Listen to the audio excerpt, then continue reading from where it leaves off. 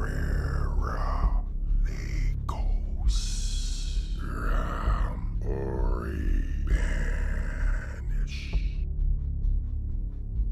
C10 Demonio Dinaja Abarera Legos Ram Ori Banish C10 Demonio Dinaja Abarera Legos Ram Ori Banish C10 Demonio Dinaja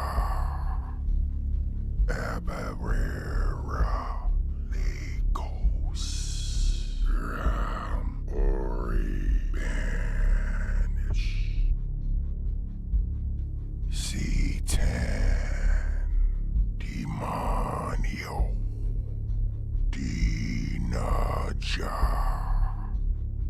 Abarera Legos Ram Ori Banish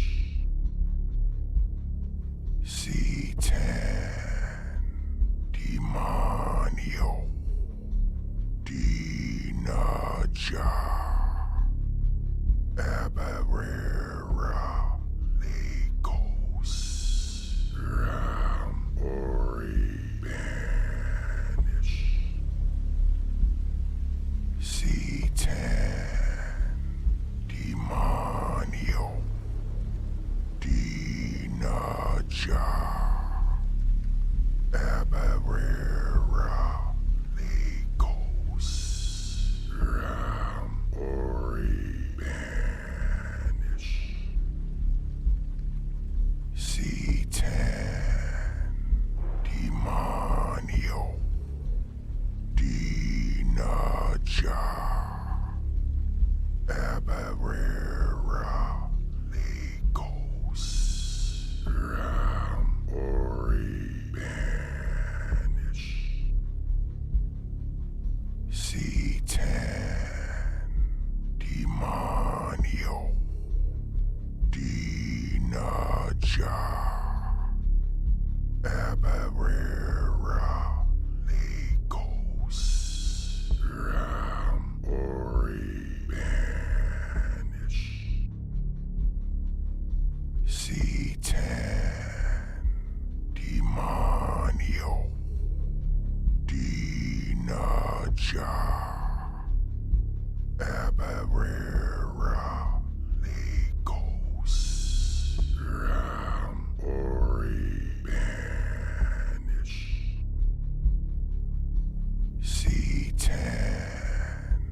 Demonio Dinaja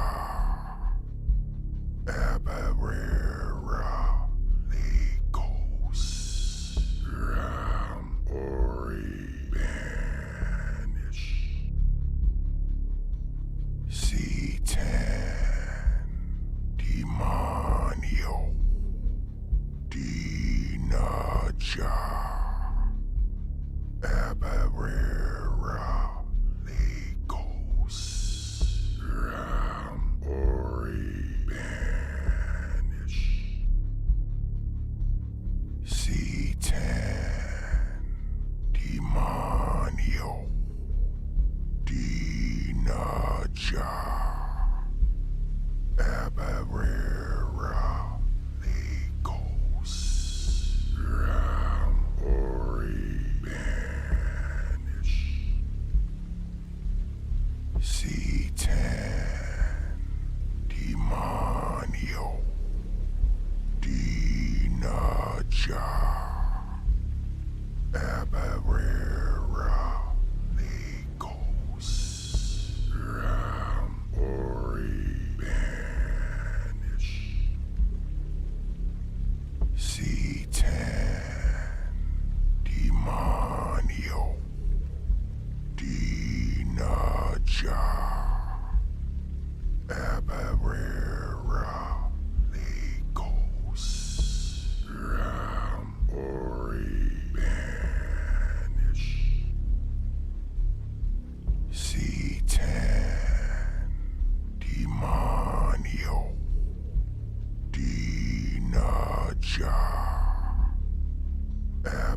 Abarera Legos Ram Ori Banish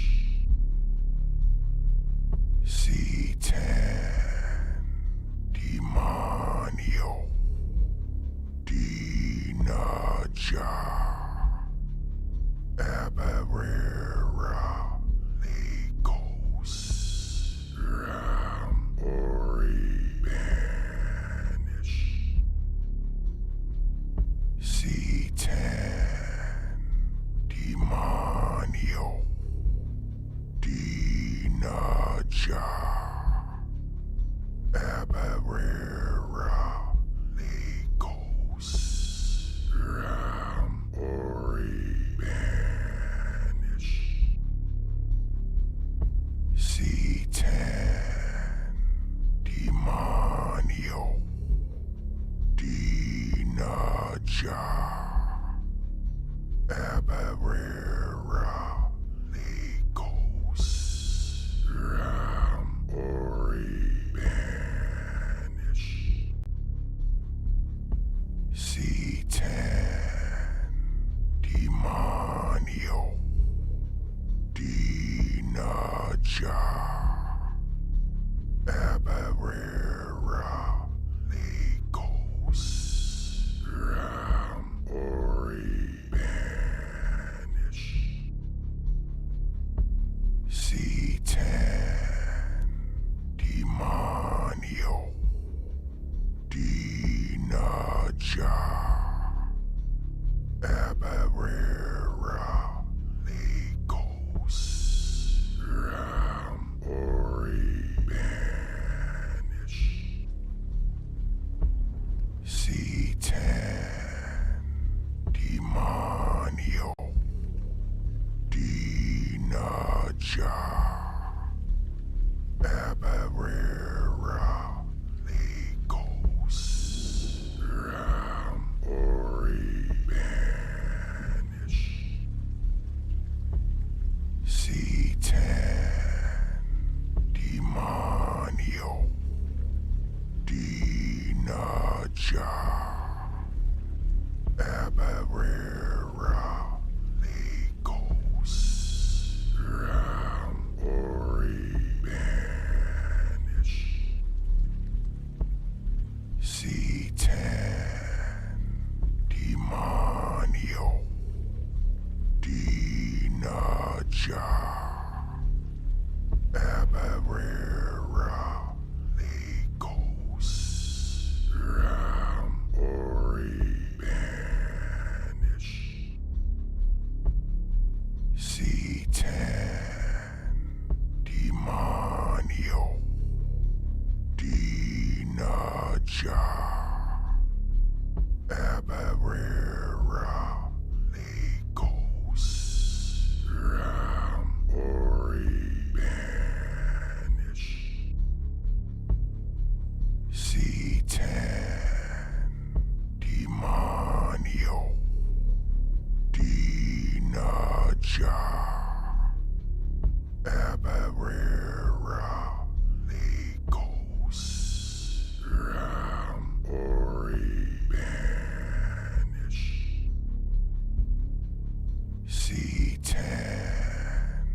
Demonio Dinaja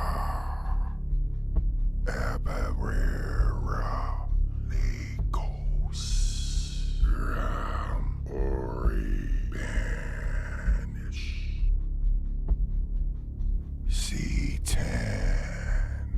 Demonio Dinaja Abarera Legos Ram Ori Banish C10 Demonio Dinaja Abarera Legos Ram Ori Banish C Demonio. Dinaja. Abarera. Legos. Ram. Ori. Banish. C10. Demonio. Dinaja. Abarera. Legos. Ram. Ori. Banish. C10.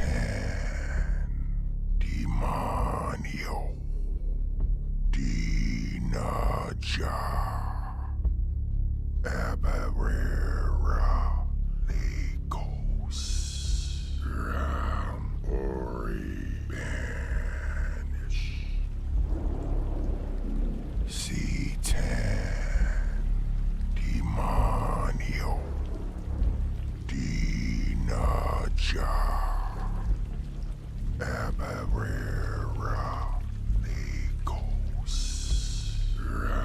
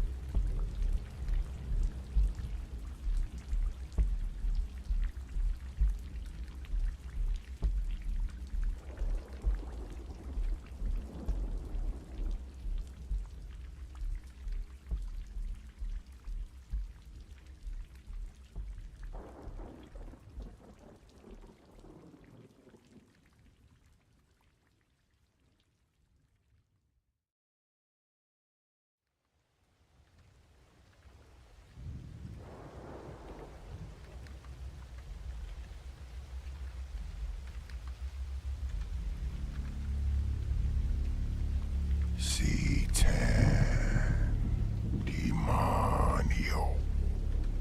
Dinaja. Abarera. Legos. Ram. Ori. Banish. C10.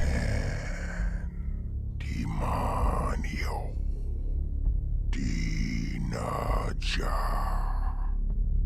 Abarera. Legos.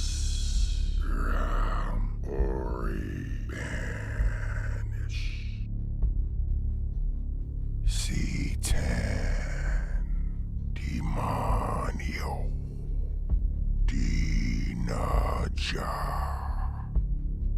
Abarera. Legos. Ram. Ori. Banish. C10. Demonio. Dinaja. Abarera. Legos. Ram. Ori. Banish. C10. Demonio. Dinaja. Hello, hello, hello, everybody. Welcome to Apocrypha. The only Apocrypha on YouTube. The best Apocrypha on YouTube. Exactly, the best Apocrypha on YouTube. We're going to keep it that way just in case, like, I don't want people coming back later and saying, like, we're the #1 occult podcast. It's like, no, you're not. I'm like, all right, fine, whatever, fuck it. Maeve, Hill, how's it going, man? How's it going? Welcome, everybody. So for certain people that I'm sure are watching right at this moment, I'm drinking tea. My favorite drink. With milk. I don't put milk in it anymore. Okay, it's We have technically a- not milk, it's hazelnut creamer, but you know what? It is chai tea. Oh, yeah. I love tea. We have a cupboard full that we can put lots and lots of different kind of loose leaf teas and make our own. And we use the French press. It's pretty fun. Ooh, I love Outshine bars. They're so good. What? I don't know what an outshine bar is. It's a popsicle, but it's like only fresh ingredients, low sugar, just relatively healthy. Mmm. Yes, lavender and meadow sweet.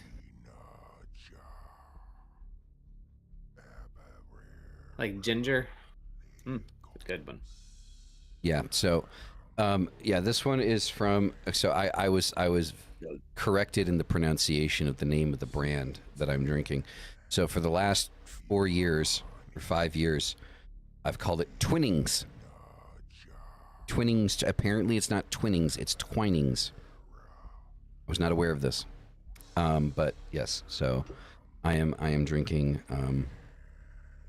Twinings Voyage Chai Tea. And it's actually really, really good. Yeah, exactly, Maeve. Exactly. Like, there's no fucking E in it. Like, how's it twine? Like, there's no E. Is there 2 N's or 1? That is a good question. 1 N. Then I would say Twinings. If there was 2 N's, I'd say Twinnings. Just my observation. But tea is amazing. All kind. I don't do chai though because it's got caffeine in it, but because I don't drink anything with caffeine. Okay. Gives me heart problems. I've never Careful, heard of Maeve. You're Twinings. one consonant away from a disaster there. Thank you. That's exactly what I was thinking. Like, I gotta Oh, throw don't put get it me out. started. Don't get me started on aluminium. I've been corrected on that one. I'd rather talk about abortion and every single topic that's banned and all kinds of things before I talk about aluminium. Drives me absolutely bonkers. So, but it is spelled that way in the UK. So see, look, Still wrong. you've just been corrected in chat by our resident Brit. I know. And I will clarify though. In the U.S., there is no second I. Actually, there are spelling differences like color and shit like that in favor, right? Mm-hmm. Only God knows why there's a fucking U in it.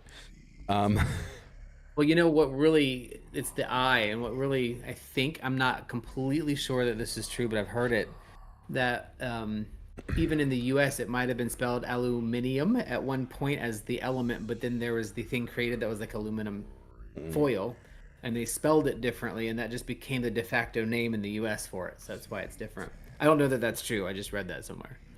Right. So anyway, I don't think that's the topic for today, is it? No, anyway, I mean, we still got the tarot read, but before we get into the tarot read, we're going to do a quick rundown of me advertising everything. So do you do your Sunday show this week? I don't know. We were supposed to do it last week. We didn't. We probably will do one this week.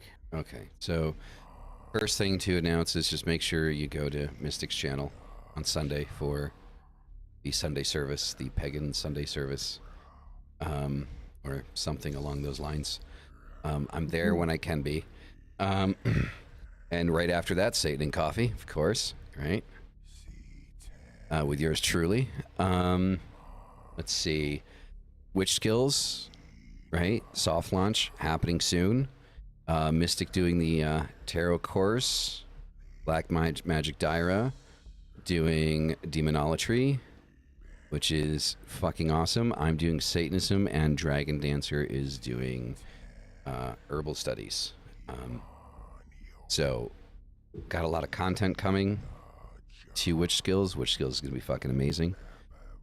Everything we're trying to do with it, I think it's going to be great. Let's see. Threads for the Dead. If you want clothing, if you want some occult inspired clothing designed by me, hit up Threads for the Dead. If you're looking for spiritual services, like ritual type, spiritual consultations, or divination, addiesday.com. And for me, what I think is the biggest one is Black Witch Dyer and I will be starting a podcast together. So that's going to be fun. And there's going to be a couple of bombs dropped in that one for the first episode. So make sure you're paying attention to the community section on the YouTube channel to get a heads up of when that is going to happen, right? So, yeah, when we're going to have that first episode up. So, just to let you guys know, for the first little while, podcast with Dyer and I is going to be pre-recorded, but we'll set it up as a premiere and be in the chat and kind of chatting with you guys while you're watching it. The only reason we're going to do it that way is because it just makes it easier due to the time difference, her being on the other side of the pond and all that shit. So it just kind of makes it a little bit more convenient. So we're going to pre-record it, run it as a premiere, and be live in the chat with you guys. So it's not going to be a live show per se, but we will still be there to kind of talk with y'all, all right? And it is called Adversary of My Adversary. So that's going to be super fun. Be great, right? Very excited to see your guys' reaction to the information we're going to be giving to you that day. I'm like this close to saying it right now, but I'm going to hold off. I'm going to hold off until the show airs, right? Because it's going to make it chef's kiss. Shush. But I'm like, but I won't. I promise. I promise I won't. I won't. So anyway, with all that being out of the way, Mystic, what big decks do you have for us? Well, since we've been talking about decks, I decided to actually pick a really big one. It's called the Alchemical Visions Tarot. All right. So this is one that I've had for a while. Let me... How's that? There we go. Stupid now we can ring. see it. Yeah. It's a very odd deck. But I want you to notice the size of the card. Is that bigger than the Diablo Tarot? It is bigger than the Diablo Tarot. That is ridiculous. So that's what brought it to have to shuffle it like in a very strange way. I mean, you need two hands. It's super glossy. You do. Super glossy.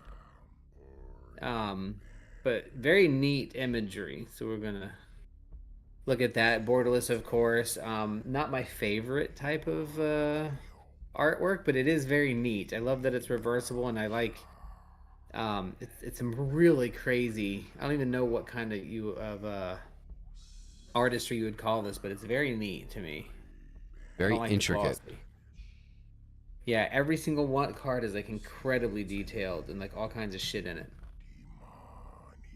But that's not what we're here for, right? We're doing an energy read to see how things are going, because let me tell you, I was wrong last time. The energy this week was absolutely foul. I don't even remember what I said last week, but it was foul this week. I couldn't get anything done. My brain was scrambled. People were complaining and whining all over the place. It was crazy. So that's why I'm a little bit happier about this read, because our first card is the Six of Cups. See if I can get that up there without the glare in there. So as you know, this is a middle card for me. It's in the middle of that system. It's a 6, an even number. That's usually things that are a little bit slower. And this is really kind of like this whole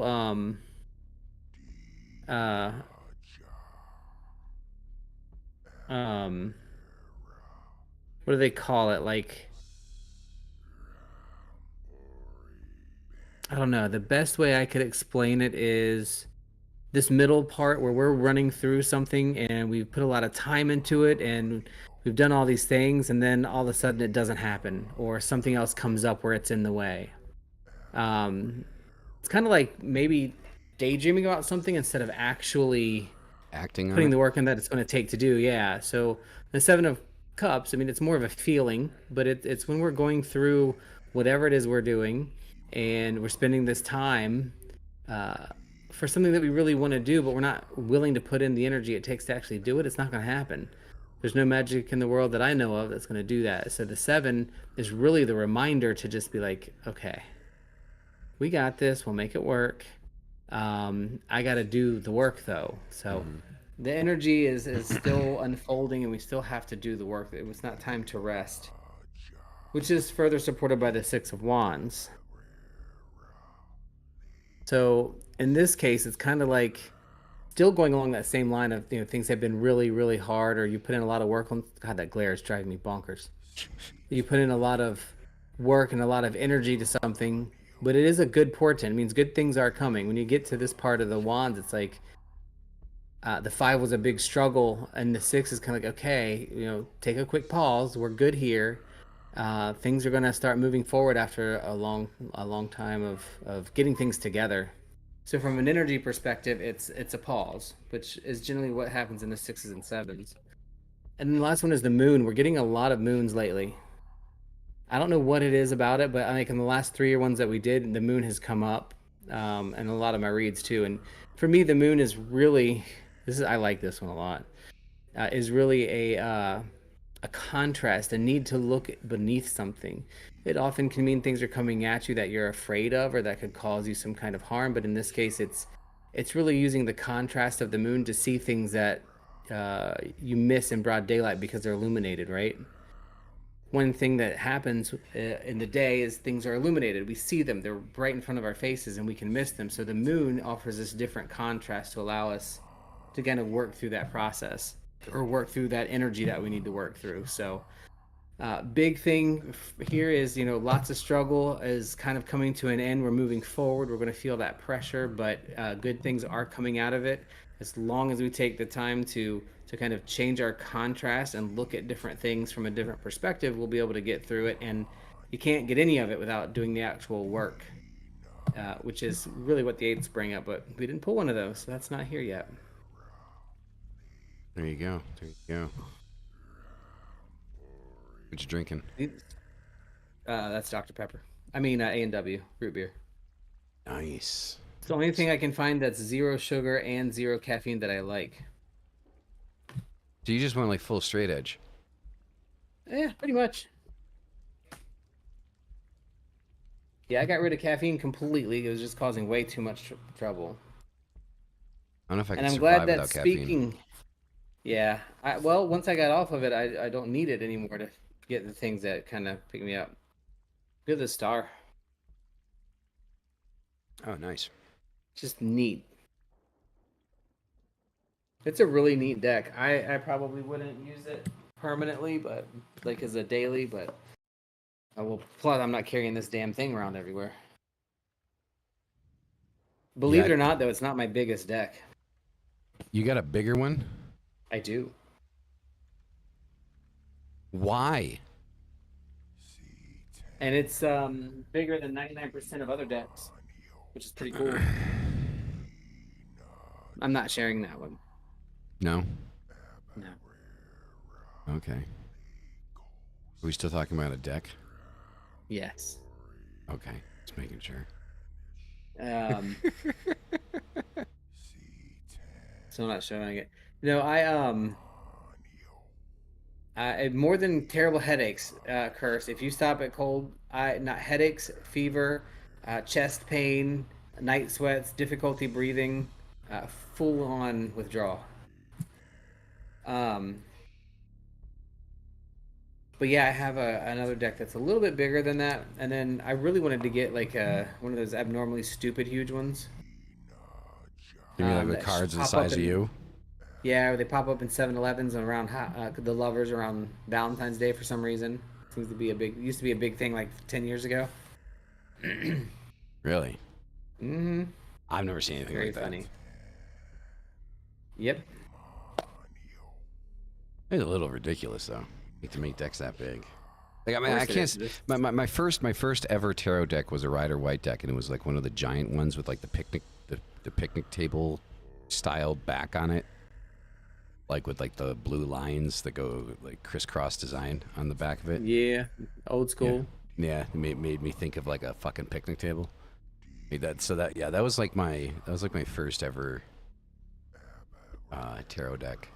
And God, it was a pain in the ass fucking reading with that fucking thing because the cards are so fucking big. Like, I don't know why I thought it would be a good idea to get the jumbo deck, right?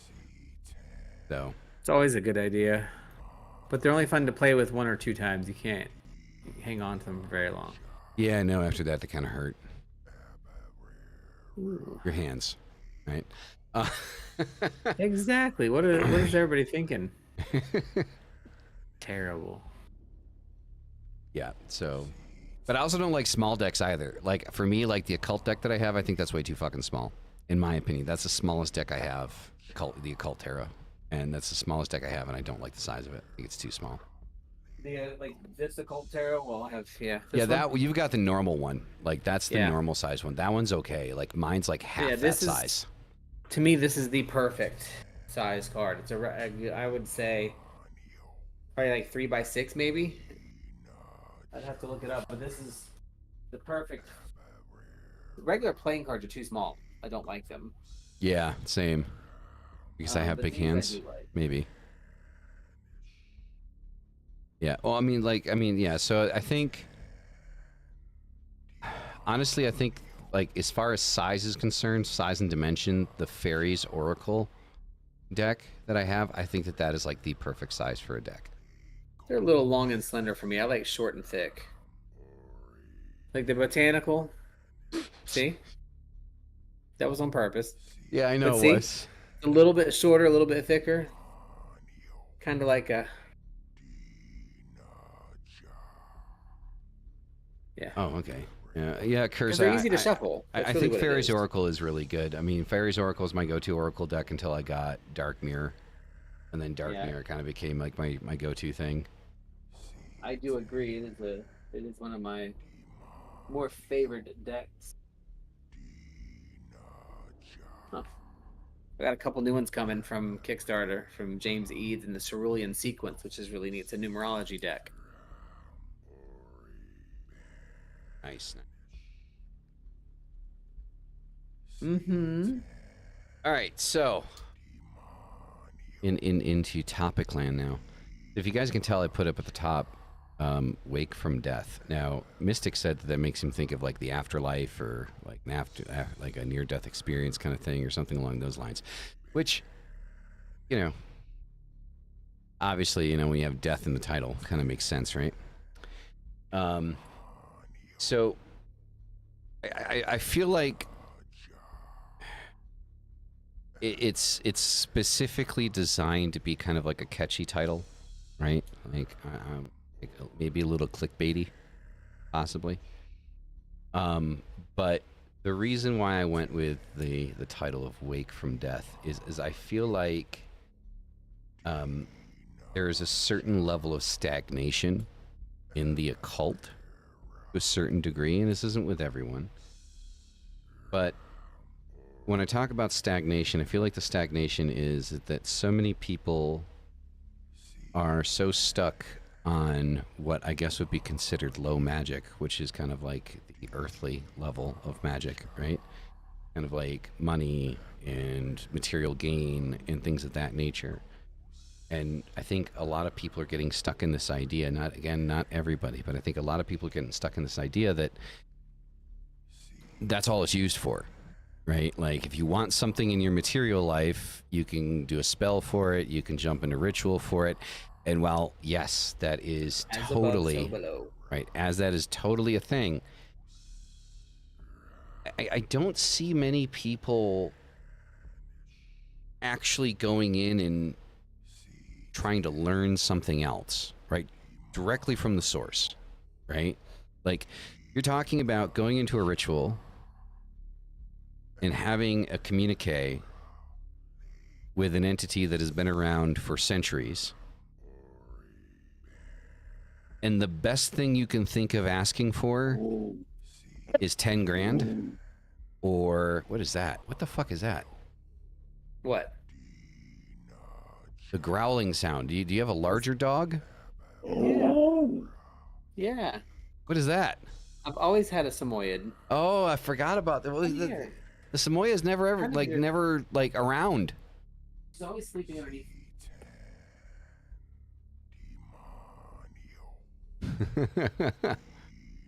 She's always sleeping underneath me. She doesn't really get up much. She's mad because she didn't go on a walk today because it was too hot and then it was raining. Ah. So she's not happy. Mm. Yeah, it's okay, baby. Anyway, sorry. No, it's all good. It's all good. So I feel like there's a certain level of stagnation because that seems to be kind of like, I don't know. That seems like to be everybody's focus is like what they can get here, and that's great. That's fine. At least you're doing something, right? You know, and I'm sure that there are lessons learned while working in those, you know, those certain areas. I mean, Rook learned one working with the Fae, right? So I will always bring that up because I find that fucking hilarious. Yeah, it's Like- true. But you know, I do feel like this unbearable stagnation of this pure focus on gaining mundane momentum, and it's like I said, like if you're opening up this communication with this entity that's been around for who the fuck knows how long, like instead of asking for 10 grand or car or a house or a new job, which could all be valid asks, why are we so content on the information that already exists? Like this is like, maybe it's just my own personal practice and me getting to this certain level in this certain stage of my practice, but I feel like I'm not seeing anything new coming through like these occult channels. It's regurgitation of the same shit over and over and over again, of working with this entity and how to work with this entity and what this entity means. And 95% of the time it's like Lucifer or Belial, which isn't Belial, it's Belial. So I mean, pronunciation of the names is extremely important when doing ritual work, at least in my opinion. Right? And I mean, a simple Google search will show the pronunciation that it's not Belial, it's Belial. Again, it's my own thing. It's my own thing. Call it whatever the fuck you want. I'm not telling you it's right or wrong. I'm just saying, that's how I look at things. But yeah, I mean, for fuck's sake, it's called the occult, right? It's knowledge of the hidden. But you're reading off of a book that everybody owns. Like if we're talking about the Goetia, right? Like most people in the left-hand path have some version of the Goetia, whether it be like the Ars Goetia, the Lesser Key of Solomon, or like fucking Aleister Crowley's fucking shit. That's not hidden. That's public knowledge, man. Like If anybody's wondering, just for the record, I am listening to music over on my side, so. He wants to make sure everybody knows that he's not agreeing with me. That's not why he's bobbing his head back and down. Correct. I'm not agreeing with you at all. So, it's called the occult. It's hidden knowledge. Yes, working or starting out in an area when you're new to the occult, there's different levels that you can uncover, right? The biggest one, and I think the first one that most people deal with, is uncovering aspects of yourself, right? That's the first hidden knowledge that you start to uncover, is the knowledge of yourself, your own shadow, your own ego, right? Who you truly are as a person. Everybody has to go through that phase.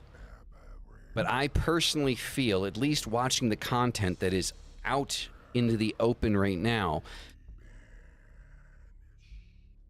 it really just seems like nobody really gets past that point. Well, you got to remember, people yeah, no, well, yeah, but I just had a whole conversation with myself. It was great. Hope you guys learned something. I might have smoked a little before I came on. First thing, like to me, and this we've said this before, the occult and the hidden part of it isn't the books. It isn't the stuff we're looking at. That's not the occult part. The occult part is when you participate in a group and you learn something from that group, and then you go back to yourself and you work with that thing and you experience that thing or something similar that's your own flavor of it. That's the occult part, right? It's not the book you read. It's not the channel would that you watch. would that be a cult or cult? Occult. Okay, that sounds like a cult. Occult. No, I said cult, not occult. Occult. Right? But I mean, that's the truth. It's the practice and the action that is what's hidden about something. Because I can give you a 9 square, and you can write a sigil, but until you've experienced a connection between that sigil and that thing that you have done or that work that you've done, that's what can't be captured in a book. Just like a recipe for a cheesecake is not a cheesecake until you cook it, and then we cook it, and no matter whether we follow the ingredients, we might get a little bit different cheesecake, and we perfect it, and maybe we change how many eggs go in it, and we end up with a different cheesecake, but it's still our interpretation. That's the occult part. That's the practice part of it. So, but I think that's only half of the thing. Like, to me, that's the most important thing for people to understand, and that allows you to be a little bit more empathetic when you talk about the hidden knowledge. Because yes, the books are there, but that's not the occult part. So 10,000 people can read it. It means nothing if you don't use it, interpret it, think it. If it doesn't change some part of your practice, that's the hidden part. But on the other side of it too, the reason I think we see so many people putting things out at beginner level is because that's really what the demand is. Everybody, and it's easy because that's the known part. So I think we're going to forever always see the beginning stuff, the entry level stuff, because that's what gets people into it. And then they start looking at other things personally. And that's how they grow to the point where they feel like they can share it and teach it. So, I just kind of feel like we're always going to see the beginner stuff with very little of different levels of magic, because those things are part of the occult process where we learn and practice that we then experience and learn, that you can't put that in a video. You can't put the occult knowledge in a book. I get, Curse, what you're saying. You can share it, but it doesn't become hidden anymore. Like, it doesn't matter, right, if it's hidden. Because the hidden part is how you as an individual, and this is all my opinion, by the way. This isn't the truth, right? I'm sure nobody assumed that. But point being, for me, when I learn something, when I read a book, and I've read a lot of books and I love reading, and I read a lot of books that have the same thing in it over and over about Earth is north and all these things, and you put it all together. But when I come out of that book and I've learned one or two different things, and I go back and I meditate and I do a practice, I'm like, I'm going to do this a little bit differently this time. I'm going to kind of follow what I read in, like, Matt's book. I do it all the time. Mastering Magic and Psychic Witch. You put those things in practice and you experience something that others might or might not experience, but never the same way you do. That's the occult. That's the hidden part for me. Okay. And that's what's important for people to do. And then when you get to that point, you experience that, right? Just like we're doing with witch skills. It's not high level stuff, low level stuff. It doesn't matter. It's true. We've now experienced what it's like to have that occult feeling that is our own experience. And we want to share that to give other people that feeling. Mm-hmm. That's really what all witch schools do, right?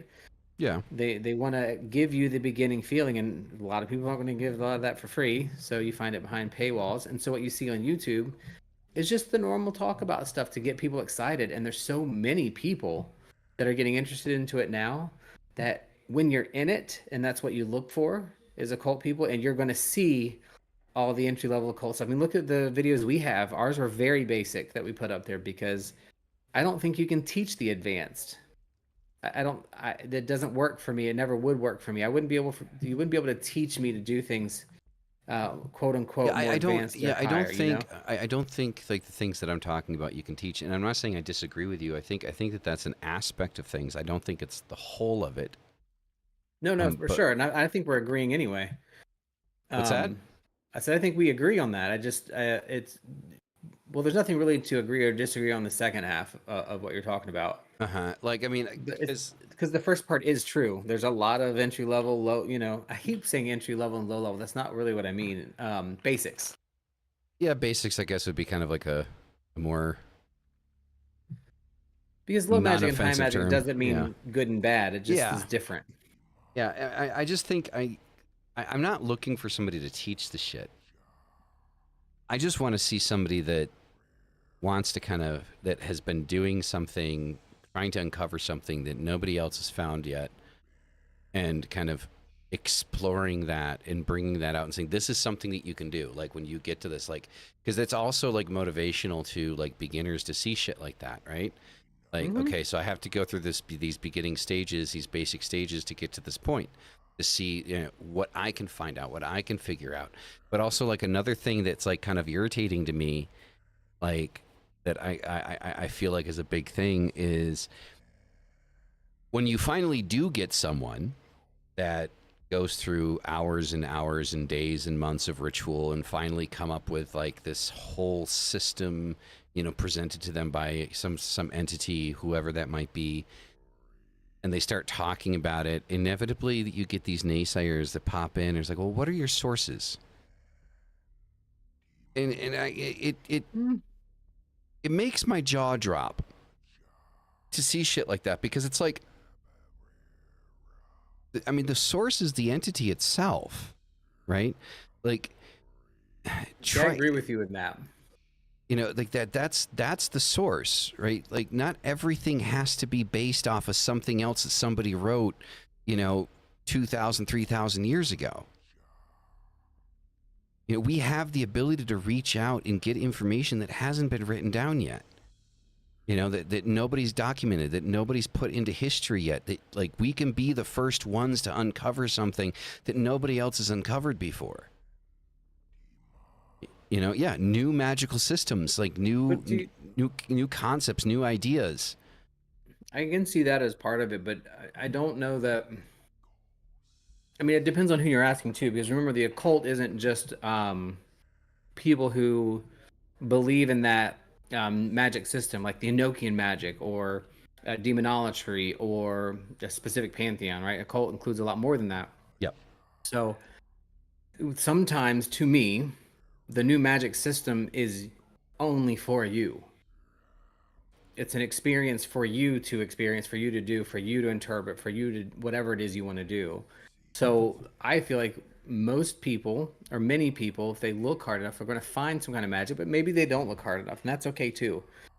They're going to advance to the level that they want to do, or do the thing that they want to do in the way that they want to do it, because that's their life. That's them manifesting their best self, right? But for those that want to go a little further, I don't know that we're ever going to discover a new magic system that's going to change the way the world works, right?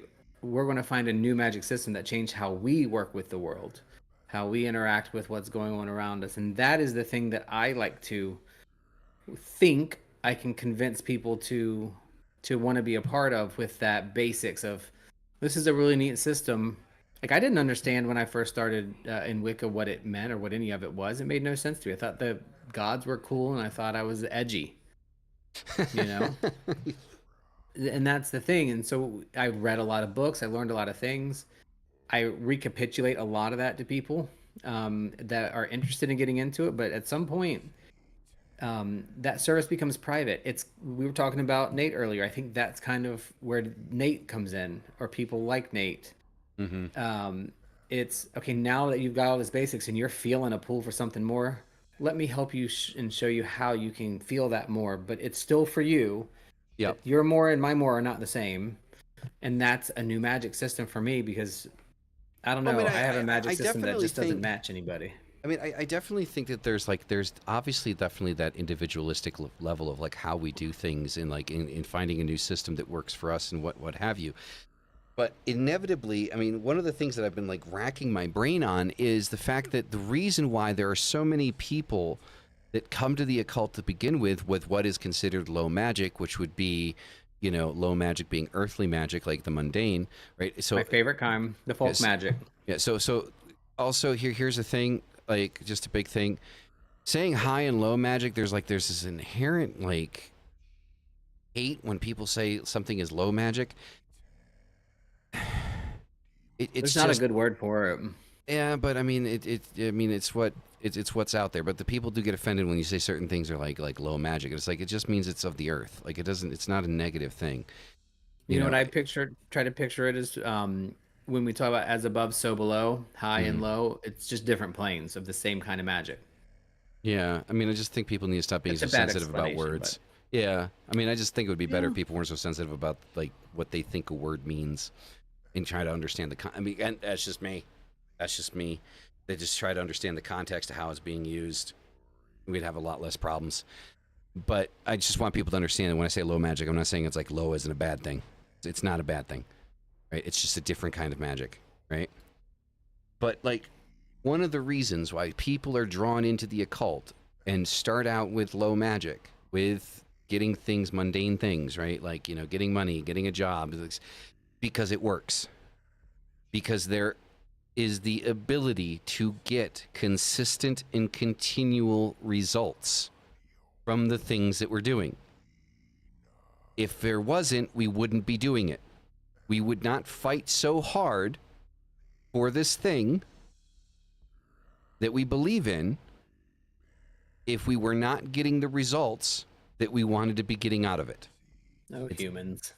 You know, it's that simple. The main reason why most of us are so dead set and die hard on what we're doing is because we get results, because it works. And we're able to repeat those results consistently throughout. Regardless of our individual practices and the individual things that we work with, we are all capable and able of getting repeatable results from the things that we're doing.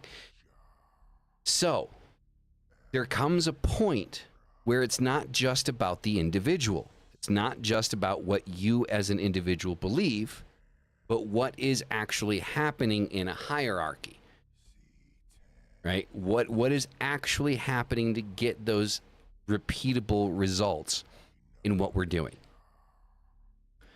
And I believe that one of the things that we're missing, one of the keys that we're missing in this, is diving a little bit deeper. And there was something that Tresap said earlier that I do agree with. Not everyone is, you know, interested in going that deep. And that's one of those things that, like, for me, like, I speak from my own experience. I speak from my own opinions. I speak in absolutes because they are absolutes for me. I'm not saying that the absolutes for me are absolutes for anyone else. And I completely agree that, yes, there are going to be thousands of people that have zero interest in trying to go any deeper into the occult than surface level and getting a new job or getting a new car or, you know, praying that the IRS doesn't find them on their tax evasion. You know, I completely agree, you know, that there are going to be thousands of people like that. But at the same time, I'm not talking to those people. I don't think that those people even have the mindset, because of the fact that they don't want to do that. They're not interested in that. Those aren't the people that are going to get the answers and the things that, you know, we're all starving for. You know, the people that are going to dig this stuff up are the people that really want to be involved and understand where all this is coming from and where all this is going. And I feel like one of the reasons why I'm feeling so pushy with this is the work that I do with Baphomet. Through the conversations that I've had with Baphomet, through ritual, through channeling, I was told that the way that we view things is the wrong way. Yes, we are able to do the things that we do, but it isn't the point. And initially it didn't make sense. It didn't make sense to me. Because if you're able to do this, if the other side is allowing these things to happen, allowing these consistent results to keep happening, of course people are going to keep doing it. And chances are most of them aren't going to look past their nose at it. Right? But from what I learned through that practice with Baphomet was this idea that the whole reason we're able to do this stuff, the whole reason we're able to connect on that level is to be able to learn from them. Things that we're not going to learn here. But the biggest problem is there's not enough of us asking the right questions. Now, again, that's through my experience. That's through the ritual work that I've done. That's what I was told. Many might not agree with that. Many might not even like that. There's nothing I can do about how you feel about my experience. But I also feel as part of my experience, it's my responsibility to kind of bring it forward and say, hey, this is what I've seen. This is what I'm being told. Right? And it needs to be put out there. So for those that might be interested in taking that extra step, that might be interested in diving in deeper, that they might actually take that leap of faith and start diving in deeper and start asking the right questions. So hence the name Wake from Death. Stagnation is death. When we stop moving, when we stop advancing, when we stop improving, we might as well be dead. But we're able to wake from death before we actually reach the point of dying.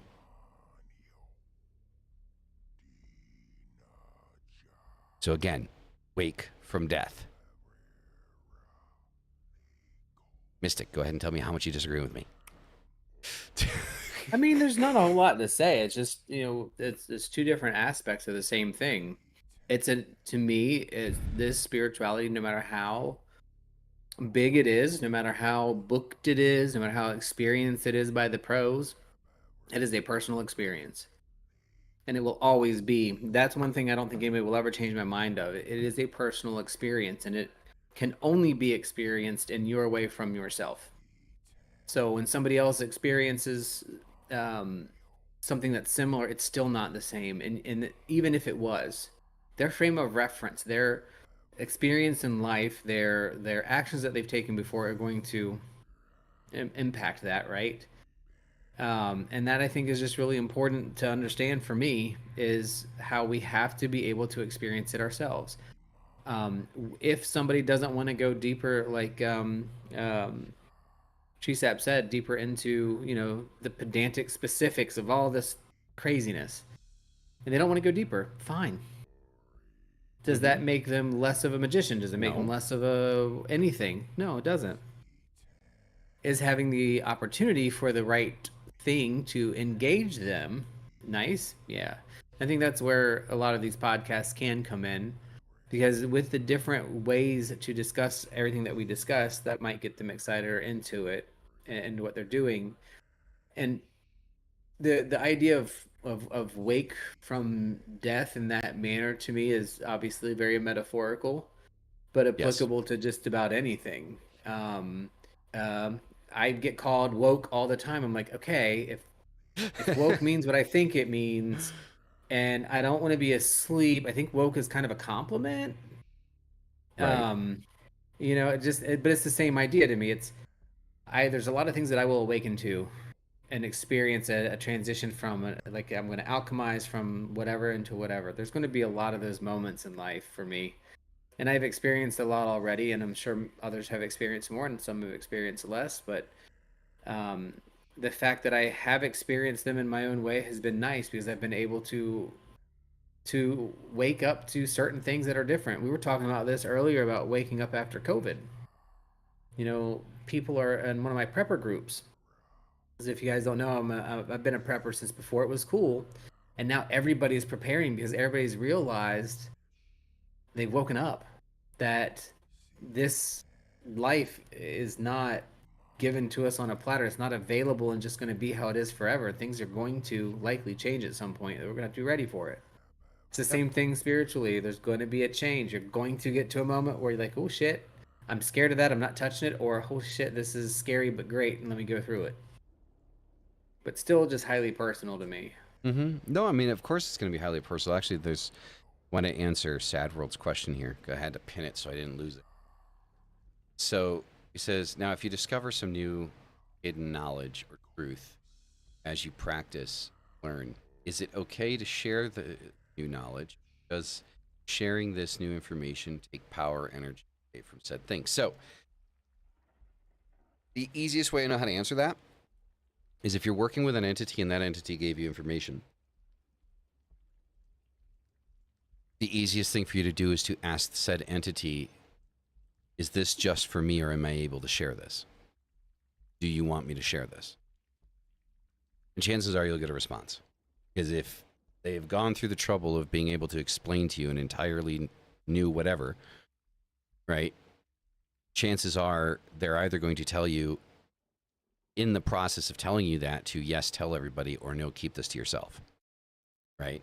And I do agree with, Behemoth-X, and his, kind of like, I guess you could say almost like a catchphrase, to a point, is there is power in secrets, right? Now, does necessarily sharing that secret take the power away from it? Not necessarily, not inherently. It puts it under threat when you share something. So for example, me sharing me sharing exactly what I just said about what I've learned working with Baphomet puts that thought under threat. Why does that put it under threat? Because it's going to open it to scrutiny, right? It's going to open it to attack, right? So if you learn something new, right, and you open yourself up and you share that information, it doesn't inherently or necessarily take the power away from that information, but it puts it under the threat of potentially being attacked. And then that attack can make your faith in that idea or that knowledge waver. It could either double you down or make you back off of it, right? So there being power in secrets, there's truth in that, because I believe I'm one of the people that believe that inherently, when you're trying to do something, when you're trying to create something, when you're trying to build something, there are going to be people that are going to see what you're trying to do for yourself and want to destroy it. Simply for the fact that you came up with something that they didn't. So they feel defensive about that thing. They feel threatened by what you're doing because they didn't come up with it and they want to destroy it. So the power in your secrets is going to happen is operate in silence. Operate in secret. If you're building a business, if you're planning on doing something big, keep it to yourself until you're right at the closing stages of it. And then open it up to the world, because inevitably there are going to be people that are going to want to sabotage what you're trying to build. And to avoid that sabotage or the potential of that sabotage, it's always a good idea to try to keep things as close to the chest as possible for as long as possible. And when it comes to knowledge that you get through ritual, I would say just ask.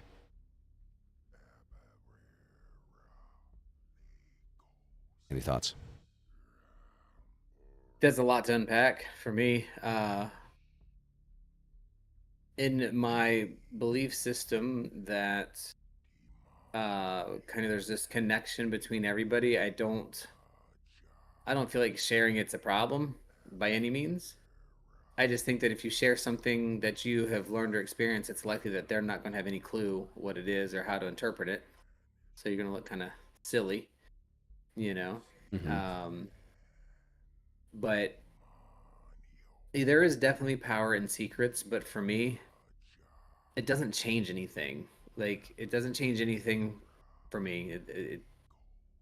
Because I guess when I work with deities, that there's, to me, I'm so connected with other people, and so are the deities, that I don't see any purpose or reason with why that secret should be kept on behalf of like the spirit or whatever you're working with. On the social side, yeah, go crazy, you're stupid, you're psychotic, blah blah blah. Look at, I like to allow, don't like to, but bring up Enochian magic a lot with Edward Kelly and D, and it's just obviously you could sound crazy, things could be nuts, it could go really south for you in the social world, but as far as the spirit, I don't know, and maybe it's just because I'm not a demonologist or ologist or demonic psychosis. I don't know, whatever it is. I am not a I have demonic psychotic. I have regular psychosis. But I don't know. Just I don't foresee, even if it was this new system, I would feel that an entity is not going to share something with me unless the purpose was to write it down, to share it, to make it something that's going to be something. and any revelations to me about the world and the life and how spirit works wouldn't be mine to keep. Okay, it's a different pantheon of thinking, I guess, a different Mm-hmm. perspective. But keeping a secret, I mean, there's definitely power in that, but I kind of feel that's just not where I would want to be. I don't think I'd want to work with an entity that's like, you can't share this, keep it to. Nah, if I feel like sharing it, I'm going to share it, and if I don't feel like sharing it, I won't. That's going to be up to me, the human, who's engaging the entity, not the entity. Mm-hmm. Um. So yeah, Do you think that's Jesus had different. a spiritual psychosis? I mean, I definitely think if old Boyd I think the people existed, around him did. yeah, I think there's like Maybe not definitely, him, but yeah, there's definitely some like, group psychosis going on there, um, and definitely a God complex. Uh, I don't know. Like you guys, I think you guys already know like my position on the whole Jesus thing. Um, I don't. Uh, the baby. okay, so apparently I just deleted Sad World's message. I didn't want to delete it. I just wanted to unpin it. Oh, there it is. No. Sorry. Well, we already answered it, Sad World, so it's okay if it got deleted. I'm sorry. um, but yeah, I definitely I don't believe that Jesus ever actually existed. I believe that Jesus is a metaphor, like many prophets. Um, but I mean, like my whole theory on Abrahamic religion is very I know, it's very tinfoil hat. It's very tinfoil hat. So See, I do I believe there was a historical Jesus. I think there is a lot of history to it, but none of the stuff that they say. I don't think any so of that's the accurate. reason I don't is because if you go in the Old Testament, you've got Joseph, and Joseph was like a prototype Jesus that exhibited a lot of the same I think he is behaviors, Jesus. the same behaviors and all of this stuff, before Jesus in the New Testament. His wife cheated on him, but it is what it is. So I mean, and that's another big thing is like like a lot of people, even Christians, miss that, right? Like a lot of Christianity is so hyper focused on just the New Testament and what the New Testament says that like they don't really pay attention to the stories in the Old Testament and like how the Old Testament was actually mapped out. Like most people's exposure to the Bible is limited to the King James version of the Holy Bible, and like that's it, which is like a clusterfuck of everything. And like a lot of shit was like intentionally mistranslated in that thing. But that, I mean, that's what most people, consider to be Holy Scripture and what they know to be as Holy Scripture. And it's just, it's absolutely awe-striking how little actual Christians actually know about Christianity. Like it is vomit-inducing to sit down and try to have a conversation with a Christian, and you realize that as a non-Christian, you know more about Catholicism and Christianity than they do.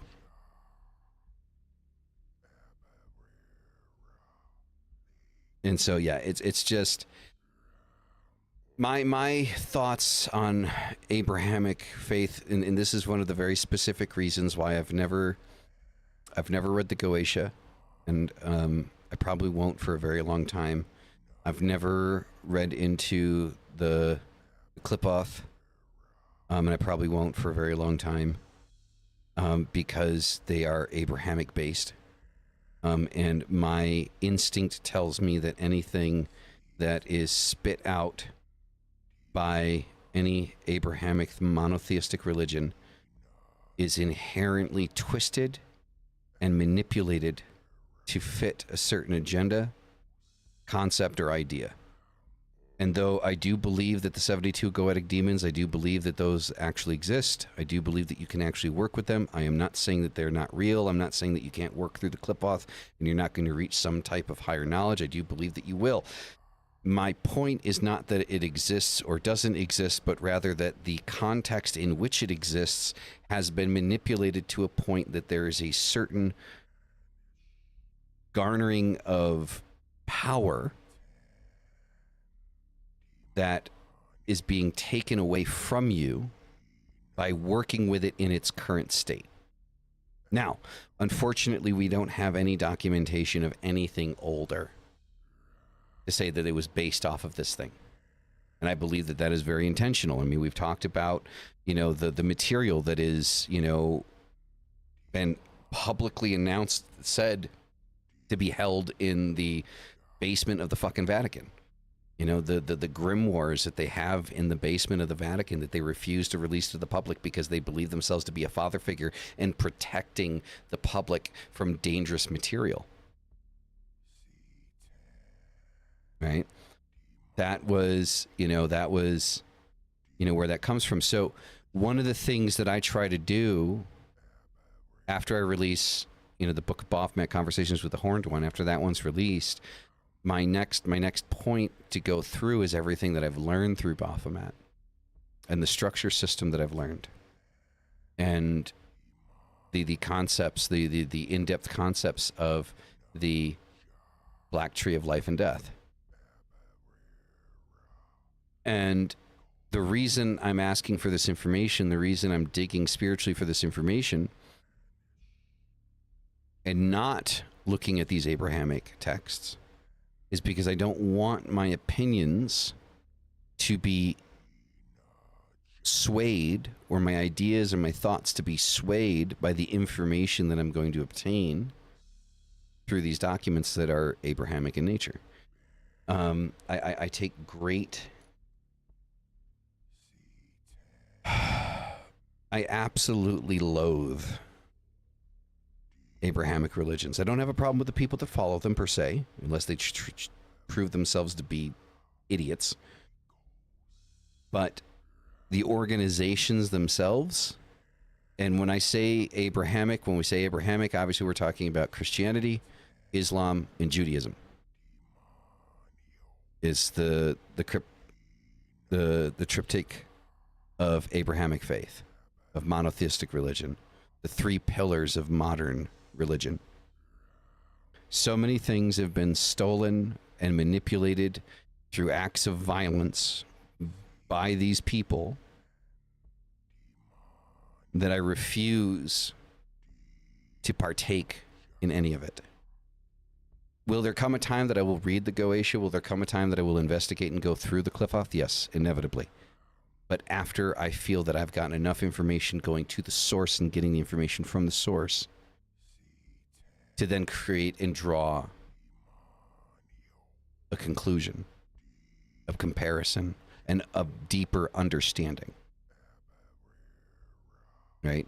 And I know that's not a popular opinion, right? But I mean, it is what it is. Like, I will not stand by and cater to religions that their purpose for existing since their inception has always been to, well, destroy us. Right? So, is it an extreme view? I don't know, maybe. I'm not talking about hurting anybody. Like, I don't want to hurt anyone. I've already said I don't have a problem with the people that follow it. I just have a problem with the organizations, what the organizations stand for. So,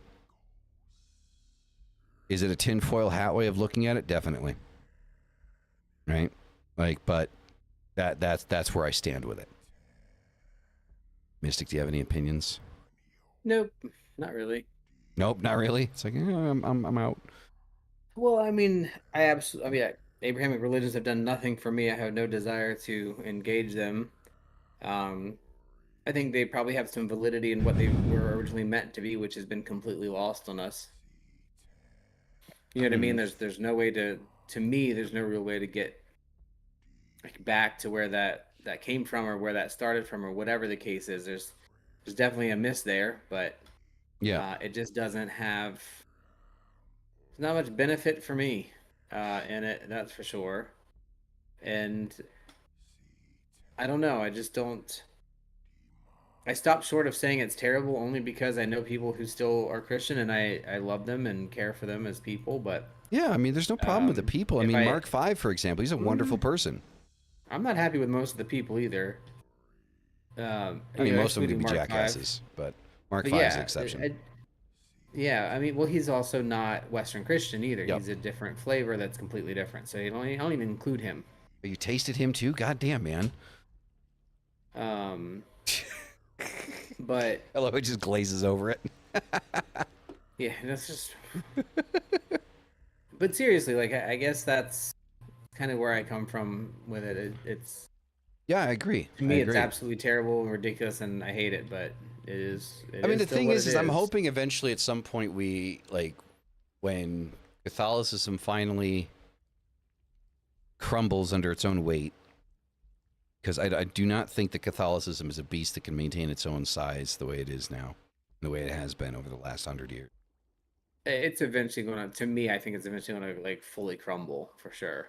Yeah. I do hope that when that day happens, we do have the ability to actually have a look at these documents, these grimoires that they say that they have hidden in the basement of the Vatican, and maybe get some actual intelligent, scholarly people to look at it and translate it and make it public knowledge.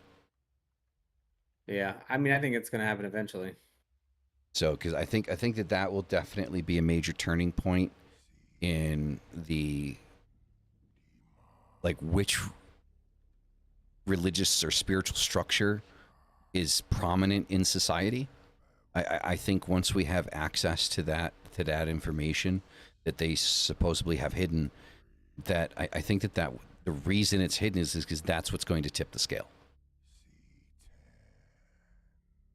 That's what's going to tip the scale. That's either going to show that everything that they've ever written down is complete bullshit, or a combination of bullshit and everything that they've stolen from paganism. And it's going to it's going to tip the scale of how people view paganism and witchcraft in society and in the modern era. Are we going to see it in our lifetime? Sadly, probably not. But you know that the church is collapsing when the Pope says, just as, like, you want to talk about virtue signaling, the Pope is the biggest one. Because the Pope actually came out, I can't remember when this happened, but apparently the Pope, the Catholic Church, came out and said that gay marriage is okay. And the only reason the Holy Father's going to fucking come out and say gay marriage is okay is because attendance numbers are down like a motherfucker. Yeah. So, and they're losing bishops and parishioners all over the place because of it. Yep. But other people are doubling down just as hard. Mm-hmm. So, you know, like, I mean, I thought that was, I cracked up fucking laughing because the biggest organization that fought tooth and fucking nail against gay marriage for years, like decades, finally fucking just like doubled over and was like, yep, fine. Two dicks can get married. It's okay. Field trip. So, right, and obviously, like, you needed the Pope to say it, right? The Pope had to say it because he's the Holy Father, and he apparently, like, God downloads whatever the fuck he wants to say through the Pope. So, you know, yeah, it is what it is, guys. Anyway, I do think that that's going to cover today's episode. I do hope that you guys enjoyed it. I'm sure a lot of people are not going to be happy about this one, but it is what it is. So, I could go on this one for a couple hours, but I mean, so could I, but I got to do a night ride tonight. I haven't been on the motorcycle in a while. Oh, that sounds like fun. Yeah. I just don't have a bike. That makes it hard. Yeah, and I'm not riding bitch. So. Makes it hard. Yep. But thank you all for coming here. You guys are fucking amazing. This has been Apocrypha, the occult podcast. Love you guys. Thank you for being here. Also, quickly, Maeve, thank you for I keep wanting to say subscribing, but you're already subscribed. So I guess thank you for becoming a member, right? Like YouTube really needs to work on that. Yeah, right? it's really silly. Yeah, but thank you very much for becoming a member. Greatly appreciate it. And as always, hell thy fucking self. See you guys in the fucking next one. Peace the fuck out. Deuces.